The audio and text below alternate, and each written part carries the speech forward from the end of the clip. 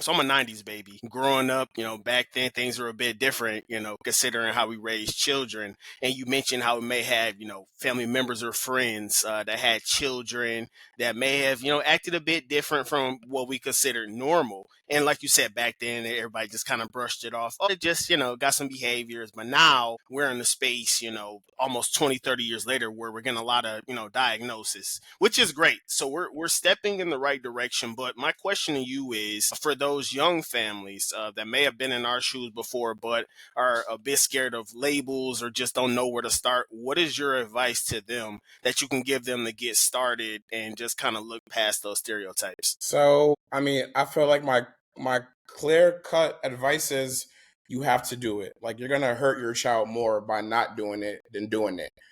At the end of the day, there's a lot of autism is now science backed, and I do understand the other part of it because having a company, right? I have a lot of families where the fathers are not in acceptance. I have families where the mothers are getting ABA and haven't even told the fathers that the child is on the spectrum because they don't know how they're going to take it. They don't know how his family is going to take it. So I do see that side of it, right? But then I also see the side that, depending on your experience, depending on the company, ABA works, and to autism is such a wide spectrum that if you ignore your child, that spectrum, you're ignoring a lot.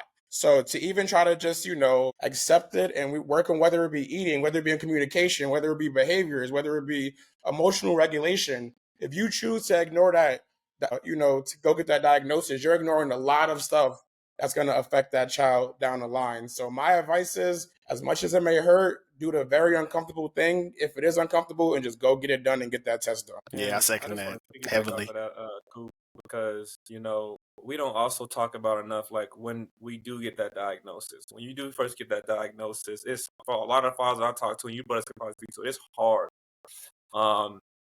So my advice would be when you get that, just breathe. You didn't do anything wrong, like your child's not broken or anything like that. There's a lot to learn, yes, but you don't have to do it alone.